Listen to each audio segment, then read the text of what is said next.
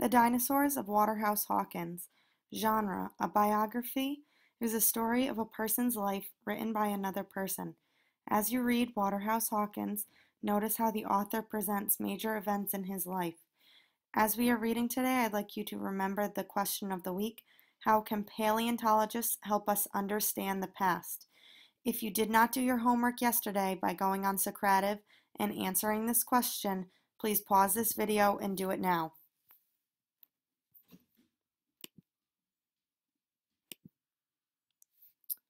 London, 1853. Horse-drawn carriages clattered down the streets of London in 1853. Gentlemen tipped their hats to ladies passing by. Children ducked and dodged on their way to school, but Benjamin Waterhouse Hawkins had no time to be out and about. Waterhouse, as he liked to call himself, hurried toward his workshop in park south of town. He was expecting some very important visitors. He didn't want to be late. As he neared his workshop, Waterhouse thought of the hours he'd spent outside as a boy. Like many artists, he had grown up sketching the world around him. By the time he was a young man, he'd found his true passion: animals. He loved to draw and to paint them, but what he really loved was sculpting models of them. Though his care and hard work, they seemed to come to life. What you see on your screen right now is a statement. A statement can include a fact and an opinion. This statement says Waterhouse Hawkins, who lived in London, was one of the world's best sculptors. We're going to talk about what from this statement is a fact and what is an opinion. A fact is something that can be proved. So something in the sentence that can be proved is Waterhouse Hawkins lived in London. We can prove that because we could go back to his hometown, ask people if he's lived there, or look it up online. An opinion is something that we think. The second part of the statement is an opinion. Was one of the world's best sculptors. What you think is the best sculptor and what I think is the best sculptor may be different, so that's what makes it an opinion. Now Waterhouse was busy with the most exciting project. He was building dinosaurs. His creations would prowl the grounds of Queen Victoria and Prince Albert's new art and science museum of Crystal Palace. Even though the English had found their first known dinosaur fossils many years before, the bones of more dinosaurs had been unearthed in England since then. In 1853, most people had no idea what a dinosaur looked like. Scientists weren't sure either. For the only fossils were some bits and pieces, a tooth here, a bone there, but they thought that if they studied a fossil and compared it to a living animal, they could fill in the blanks. And so, with the help of scientist Richard Owens, who checked every muscle, bone, and spike, that's exactly what Waterhouse was doing. He wanted to create such perfect models that anyone, a crowd of curious children, England's leading scientists, or even the Queen herself, could gaze at his dinosaurs and see into the past. We use a graphic organizer like this one to find out main idea and details of a text. We used the same graphic organizer last week to organize our thoughts on the look back and write. You are going to create this graphic organizer in your notebook, and you are going to answer the question of what is the main idea from page 398. Well, the main idea is that Waterhouse is building dinosaurs. You need to pause this video, get a Reading Street book, and open up to page 398. In your notebook, after you copy down this graphic organizer, you're going to come up with at least 3 details that show or prove that this is the main idea of page 398. Pause this video until you have completed this graphic organizer in your notebook. Waterhouse threw open the doors to his workshop. Nervously, he tidied up here and there. His assistants came, then Richard Owen. At last, the visitors arrived, Queen Victoria and Prince Albert. The Queen's eyes grew wide in surprise. Waterhouse's creatures were extraordinary. How on earth had he made them? He was happy to explain.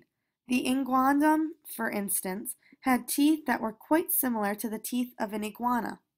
The iguanodon, then, must surely have looked like a giant iguana.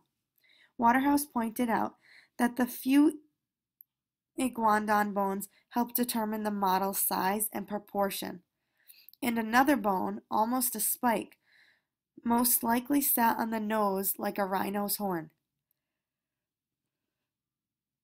Just so for the Megalosaurus, start with its jawbone.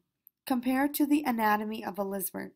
Fill in the blanks, and voila, a dinosaur more than 40 feet long. Waterhouse was also making ancient reptiles and amphibians. While Richard Owen could imagine their shapes, it took an artist to bring the animal to life.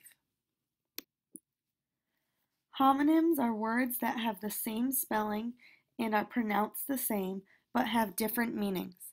I'd like you to look at this word right here, spike. The sentence says, and another bone, almost a spike, most likely sat on the nose of a rhino's horn. So the word spike is a homonym because it's spelt and pronounced the same, but it has multiple meanings. The spike that they're referring to right here is similar to what you're looking at right here in the dinosaur's tail, but it was on its nose like rhinos do, like a rhinoceros has. Another meaning for spike could be a type of hit that you do in volleyball, but that doesn't make sense in this context. Good readers make predictions before they read. Oftentimes, readers will look at the pictures to come up with a prediction of what they think they're going to read and set a purpose for their reading. So based on what I'm looking here in these pictures and at the captions, my prediction is that this is going to talk about the steps that Waterhouse makes in order to create one of these dinosaurs. Making a prediction and setting a purpose for reading helps the reader stay focused on a goal. Now that we've done that, we're going to read this part of the story to see if our prediction is correct. Designing the creatures was only the first step. There was still a monumental task of building them. Waterhouse showed his guests the small models he'd made, correct in every detail from scales on the nose to nails on the toes. With the help of his assistants, he had formed a life-size clay figure that created the molds from them. He then erected iron skeletons, built brick foundations, and covered the whole thing with cement casts from the dinosaur-shaped molds. It is no less, Waterhouse concluded, than building a house upon 4 columns. Our prediction was right because what this really talked about is the steps that he takes in order to build one of these dinosaurs. In the weeks to follow, Waterhouse basked in the glow of the Queen's approval, but he would soon face the much tougher set of critics, England's leading scientists. Waterhouse wanted to be accepted into this circle of eminent men. What would they think of his dinosaurs? There was only one way to find out. Waterhouse would show them. But why not do it with a little style? A dinner party, on New Year's Eve no less. And not just any dinner party. Waterhouse would stage the event that no one would ever forget. He sketched 21 inventions to the top scientists and supporters of the day. The words inscribed on the drawing of a pterodactyl wing. He pored over menus with the caterer. The iguanodon mold was hauled inside, a platform was built, a tent erected, and the hour drew near. The table was elegantly set with the names of famous scientists. The fathers of paleontology were strung above the tent walls. All was ready. With great anticipation, Waterhouse dressed for the occasion in his finest attire. He was ready to reveal his masterpiece. The main idea of the first paragraph on 401 is Waterhouse wanted his work to be accepted by scientists. In here, you can pull out details about how you know that. How do you know that he was so interested in having the scientists accept his ideas? It says right here that he basked in the glow of the Queen's approval. That means that he cared deeply about what others thought. The fourth paragraph tells me that Waterhouse worked hard on his inventions. What does the sixth paragraph describe? What does the seventh paragraph describe? I would like you to pause this video, reread this paragraph, paragraph 6, and this paragraph, paragraph 7, and come up with the main idea for both paragraph 6 and 7 in your notebook. When the guests arrived, they gasped with delight. Waterhouse smiled as he signaled for dinner to begin.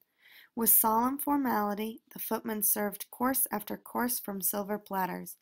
Up and down the steps of the platform they carried the lavish feast: rabbit, soup, fish, ham, and even pigeon pie. For dessert, there were nuts, pastries, pudding, and plum. For 8 hours the men rang in the new year. They laughed and shouted, they made speech after speech, toasting Waterhouse Hawkins. All the guests agreed. The iguanodon was a marvelous success. By midnight they were belting out a song created especially for the occasion. The jolly old beast is not deceased, there's life in him again. Sometimes a reader can notice words, such as adjectives, that may signal an opinion.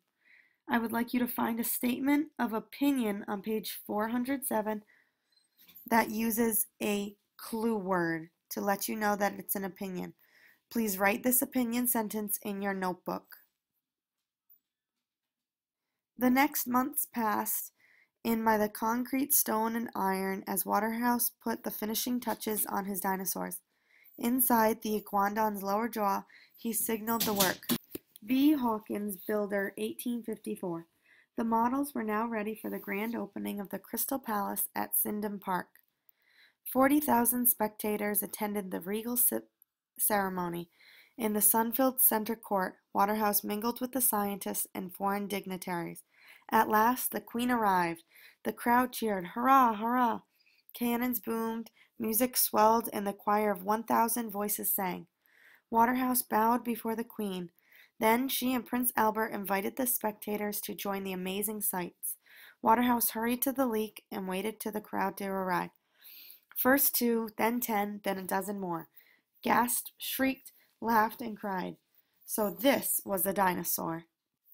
Based on what you read in this story, what prediction can you make about what Waterhouse did later in his life? Think about that question and think about how you could check your prediction. An afterword is a short section after a selection that often gives a conclusion. After reading the afterword, figure out the main idea. I'd like you to create that same graphic organizer to find the main idea and details as to how you know that's the main idea for the afterword. In 1868, Waterhouse traveled the United States to create the first ever model of a complete dinosaur skeleton. The model went on display to amazed visitors of Philadelphia's Academy of Natural Sciences. Waterhouse also worked on making more dinosaur sculptures for a museum in New York City's Central Park. But before he could finish, vandals broke into his workshop, smashed the models to pieces, and buried them in the park. Today, pieces of the dinosaurs of Waterhouse Hawkins are still buried somewhere in Central Park.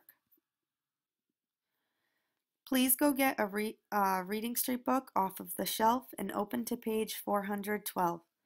In your notebook, I would like you to answer numbers 3 and 4. Make sure that after you read the question, you flip it, answer it, and then find evidence in the text for both numbers 3 and 4. Do your best and stay focused.